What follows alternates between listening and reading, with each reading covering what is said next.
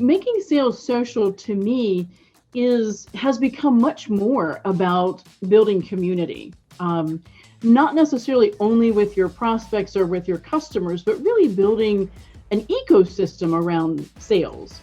And it was really accentuated through when everyone is in lockdown with COVID and everything. I think people were really seeking out ways to foster connections with other people. Welcome to the Making Sales Social podcast, featuring the top voices in sales and marketing. Join hosts Bryn Tillman and Bill McCormick as they discuss the best tips and strategies they are teaching their clients so you can leverage them for your own virtual and social selling. Here are your hosts, Bryn Tillman and Bill McCormick. Hey, welcome to Making Sales Social. I'm Bill McCormick. I'm Bryn Tillman. So Bryn, who's joining us today? I am so excited to have Susan Mann joining us today. I met her through Gina Stracozzi at IES, who works with the women in sales. Susan and I had a wonderful conversation, and I thought, man, she's got some incredible insights around sales, outsourced sales management, and my favorite that I hope we'll get to today, which is virtual selling. So we're excited. Welcome, Susan, to the show. Super. Thanks for having me, Bryn. Bill? Tell everyone a little bit about yourself. Yeah, so as you mentioned, Bryn, I am an outsourced sales leader. You know, in my past life, I've had the unique opportunity to work both as a corporate executive running global sales and then also work in a small business in the process of scaling. So now I actually straddle the fence between the two of those, and I work with small and mid-sized businesses to help them put the infrastructure in place that they need for predictable sales. That's good, because that's a lot of the folks who listen to this. You just described them. So that's wonderful, Susan. We're happy to have you here. So we ask everyone the same question to start off. Susan, what does making sales social mean to you? You know, if you had asked me that maybe a year ago, I may have had a different answer for you, but making sales social to me has become much more about building community. Not necessarily only with your prospects or with your customers, but really building an ecosystem around sales. And, you know, I think the way Bryn and I met is a great example of that. And it was really accentuated through when everyone is in lockdown with COVID and everything. I think people were really seeking out ways to foster connections with other people. And so when I think about making sales social, I think about that sense of community and contributing to each other's community. All right, I'm going to come back to sales ecosystem, but first, I want to talk just a moment about, you know, you're working with small to medium sized businesses and the owners, and diagnosing their sales challenges. What are some of the sales challenges you're seeing right now in this current state we're in that they're folks facing? I think one of the big challenges is what I would call a strategic challenge. And this isn't necessarily only as businesses emerged from COVID, but certainly it's accentuated then. Because if you can remember, before we went into this pandemic, the economy was incredibly robust. And so a lot of businesses were super strong. And that kind of high tide can cover a multitude of problems. And so I think now, as businesses are really and economies are starting to open back up, people are starting to see where they have holes. And strategy, I think, is a big one in terms of like, who is really my ideal customer? Because oftentimes in smaller, mid-sized businesses, there's an overly broad view of who that is, because there's a hesitancy to be limiting. And it's kind of counterintuitive, you know, to think that, oh, if I'm actually much more narrow and specific, my business will grow faster and stronger, and I'll develop more loyal customers that really value what I do. It's counterintuitive because businesses want to think, well, I can provide all of these different customers, all of these different market segments. So I think that's a big challenge for people, is to get really crisp on the strategy. And I think, you know, to the point you made earlier, I think, Bryn, you brought up in this whole virtual world, I think that's a challenge for a lot of salespeople, not just in the small and mid-sized business arena, but I think the transition to and management of sales in a virtual environment is challenging. What's one tip, one or two tips that you can give salespeople that are feeling still a year in challenged by selling virtually? I'd say the first tip is a mindset tip, because I am a big believer that this is not going away. It's not a matter of, wow, gee, now the, economies are opening back up, restrictions are being lifted, whoo, we can all get back to doing what we used to do. I think there's been a fundamental shift in the buy-sell relationship in a lot of ways. And so for sellers who get good at both and recognize that there's going to be parts of their sales process and their approach that they have to do virtually. So that's the first challenge, is get over the mindset. The second piece I would recommend is learn how to build rapport virtually.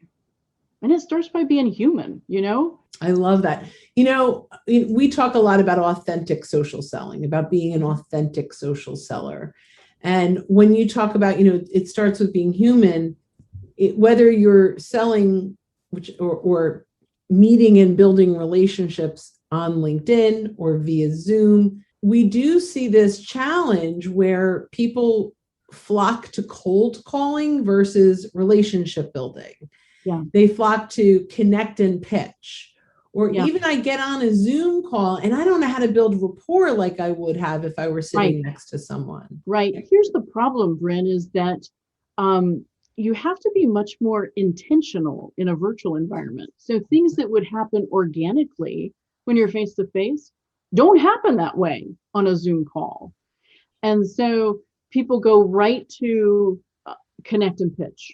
And you have to actually plan for and carve out time to build rapport, to talk to people, to get to know them, to know more about their challenges and where they're coming from, or even what they did over the weekend. I mean, nurturing that kind of a relationship has to be much more intentional virtually. I love intentional authenticity. Yeah, and I think one of the things, even when we would go and meet someone in person, we would maybe walk into their office, or we'd see something in the environment that we could comment on, that would be a point of contact, a point of reference for us to begin to build that rapport. And I think it's important to point out that the LinkedIn profile becomes that for us now. Finding some things that we can talk to them about, so that we're not just starting the meeting just from ground and go and let's okay, so what did you want to talk to me about? So I think that's very, very important. Because Bill, that is what happens is timing is compressed and people don't have these cues in the wild, in the natural environment to pick up on, to be able to build rapport. So they go right to the guts of the pitch or talking about business. Yeah, and I think it's important to point out, and I agree with you that this virtual environment is not going away. And I forget the company that put the report out, but they asked buyers, and 75% of the buyers said that they would prefer a first meeting with a sales rep to be virtual, because it's just so much easier. I know I like sitting in my office at home rather than having to drive 45 minutes or an hour for a meeting. And that's a short commute. I know some folks on the West Coast that, they'll spend 3.5, 4 hours in a car, right? Yeah, Bryn's in Philly. I mean, it's a different world. I want to switch gears here a little bit. And you mentioned before the sales ecosystem. And I've heard, this was one of these words. So what do you think, what's your definition, or what are the components for you of a sales ecosystem? So when I think about a sales ecosystem, I think about not just prospects and customers, but also who are related service providers or resources for those customers. So if you're a manufacturer, who are the equipment suppliers or the logistics suppliers that are supporting your customer base? Or if you're a professional services firm, who are, if you're an accounting firm, who are typically the legal resources that are supporting your client, or the human resources that may be supporting your client? So that's what I mean when I refer to that kind of an ecosystem, because I think that it enables you to be a better resource to your client. Because I'm a big believer that part of what we do is not necessarily just, as Bryn put it, connect and pitch, but to be able to help our customers really advance their business. And sometimes, quite honestly, that's not going to be through me or through you, but through some other resource that you know in your ecosystem. I love that. We often say that social selling is about building relationships, providing insights, and being a resource, knowing that the sale will come when the time is right.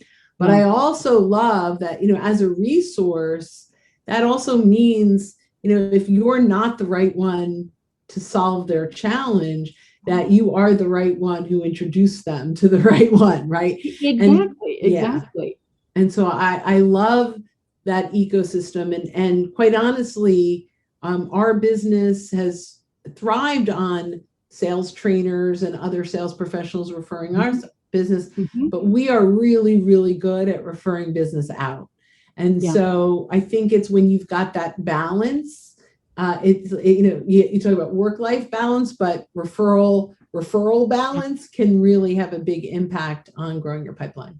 Yeah, absolutely. And one more thing, long time ago, we talked about, and I'm starting to bring this back up, where when you're prospecting, it's like fishing with a pole. You have one pole, one line, one hook, one fish. You're going after one prospect at a time. But when we build, a group of these referral partners, where this ecosystem, right, where you can pull from, it's like fishing with a net. It's your network. How about that? It's your network. You're fishing with a net, because once you have these relationships going and you're bringing value to, and you're a resource to that network, they're now filling your pipeline with referrals as well. Absolutely. Well, let's talk about prospecting, because I'm a part of a couple of masterminds, and I've got a poll right now on LinkedIn asking, what are some of the things that sales leaders are needing help with. Prospecting right now is 2-1. In my sales mastermind a few weeks ago, we talked about what people are struggling with. Hands down, everyone said prospecting. What are some of the things that you're advising your clients to do in the area of prospecting in this current environment? So Bill, the first piece is something I mentioned before. Go be clear about who you're going after. Who are your ideal prospects? Not everyone is your client. Because not everybody's going to value what you do. And the sooner you get real about that, the better off you are. It'll make your prospecting more focused. The second thing I recommend, and this seems like a simple thing, but make it a daily habit. Salespeople don't invest like full days of prospecting, but make it a daily habit. If you carve out a half hour every day that I'm going to prospect. And one of the keys, in this environment where there's so much automation, I'm not a big fan of prospecting through automated means. It's the human element can't get lost, and use a variety of different ways to reach out to people. Reach out to them by email, reach out to them by this old-fashioned thing that we all have called a telephone, reach out to them through LinkedIn, and use the combination of those tools to make it personal. Go ahead, Brent. I'm just ready for you to quote your favorite. Bill, you're Thomas Clear? James Clear, right? James Clear. And so if you're familiar with Atomic Habits, and it was in my brain as soon as she started talking, because we have to be consistent with it. And what James Clear says is we don't rise to the level of our goals, but we fall to the level of our systems. And so as salespeople, we don't have a system in place to prospect. We can have all the goals we want, that we're going to make X amount of calls or X amount of touches this week. But if we don't have a system in place, it will never, ever happen. Yeah. This is, very, very important. And I totally agree with the variety piece of, you have to use every club that's in your bag. You're never going to use a putter off of the tee box. You're never going to do that, but there's a time and a place for that. So there's a time and a place for the phone, and there's a time and a place for LinkedIn. There's a time and a place for email. And boy, love what you said about the automation piece, because using automation to prospect nowadays, it, especially on LinkedIn, hurts you so much, because when you're using it on the phone, all they see is a phone number. When you're using an email, they see an email, they delete. But when you're doing it on LinkedIn, they see your face, they see your name, they see your company name. Just before I got on this call, somebody reached out to me because they help pest control companies get 25 times more appointments in a 1 month period. Well, I haven't been in pest control in 25 years. And when I went back to the guy with that, he went, "Oh yeah, sorry." And I said, "Yeah, you're using automation. This is why it didn't work. Here's a link to some resources. I'd love to help you." Exactly. So, yeah. Exactly. When you miss big. Yeah, and if he happened to be hitting the right person with a message that hits them the wrong way, you're now isolating potential prospects. And to the automation piece, I always liken LinkedIn as a networking meeting, treating the other person on the other side of the message the same way you would if they were on the other side of the table. But I think it's really important as we're looking at this, when we go, okay, well, automation will help me speed this up. You wouldn't send a robot to a trade show. Yeah. Unless you sell robots, but you wouldn't, right? But you can't build relationships with a proxy. Right. You build relationships on your own. Right. There is no proxy for building a relationship. And I love the point that you made that when you miss big, because you don't just miss, but you actually harm your potential moving forward, because you can undermine your own credibility by the things that you mentioned. Amen, sister. Yeah, absolutely. So let's talk for a moment about the plans that you help these companies implement. So I know prospecting's got to be part of that plan. What are some of the other plans that are pieces of that plan for growth for small to medium-sized businesses? So a lot of small and mid-sized businesses lack process. So they don't have a prospecting process, but they don't have a sales process either. They don't know how to move someone from, systematically move a prospect through a proper discovery and introducing them to a solution and closing the business. So I work with them on the process side, and then also on the execution side, coaching salespeople, setting metrics, setting goals, devising comp plans, things of that sort. Oftentimes what I see with small and mid-sized businesses is that either there's not a sales leader in place, maybe maybe the owner wears two hats. An owner usually wears more than two, but they're wearing a sales hat as one of the many things they do. And they don't have the time, the experience, or the resource to really focus on getting the most out of the sales team. So I work that full gamut from the strategy through to the execution side. I'm going to just ask one last, and then as you are talking to right now, business owners, entrepreneurs, sales professionals, or even sales leaders, what is the one tip in this new digital economy that you would say, just a real tactical thing that they should be doing that can have an impact on their prospecting? Hands down and without a doubt, using LinkedIn as a number one thing. And how you use LinkedIn, you guys are the experts at this, but some of the recommendations that I give, I find people use LinkedIn as a resource, maybe just to check out somebody before I meet with them. I'm going to look you up, I'm going to find out a little about you, and that's the extent of it. But there's so much more opportunity to use LinkedIn as a way of building rapport, which is a really hard thing for salespeople right now. You can use LinkedIn to build rapport and engaging ongoing conversation. It's also super important to use it as a resource, to do research, to understand, what kind of groups individuals may be involved in, or look up and understand what kinds of things they're posting about. That gives you insight into how you can engage with them, whether it's virtual or in person.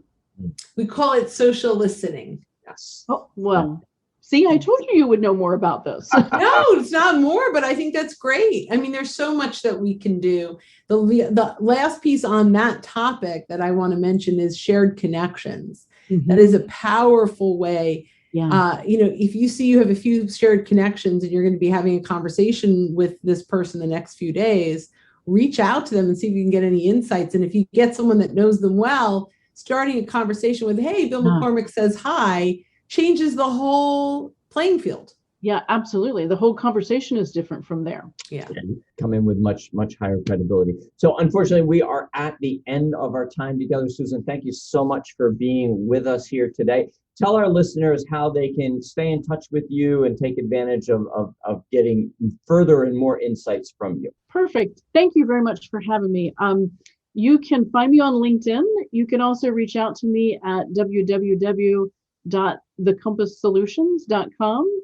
And I would be happy to offer any of your listeners, if people are stuck in their sales, they're stuck with an underperforming sales team and can't figure out how to break through that, or they're just trying to scale their business, I would offer your listeners to do a complimentary discovery call and see if I can help get them unstuck.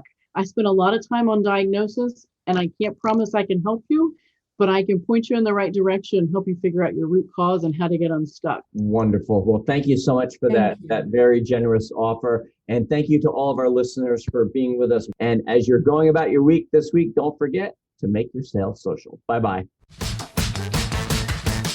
Thanks for listening, and join us again for more special guest instructors bringing you marketing, sales training, and social selling strategies that will set you apart. Don't forget to subscribe to get the latest episodes from the Making Sales Social podcast. Leave a review down below. Tell us what you think, what you learned, and what you want to hear from us next. You can also listen to us on Apple Podcasts, Spotify, Stitcher, and Google Play. Visit our website, socialsaleslink.com, for more information.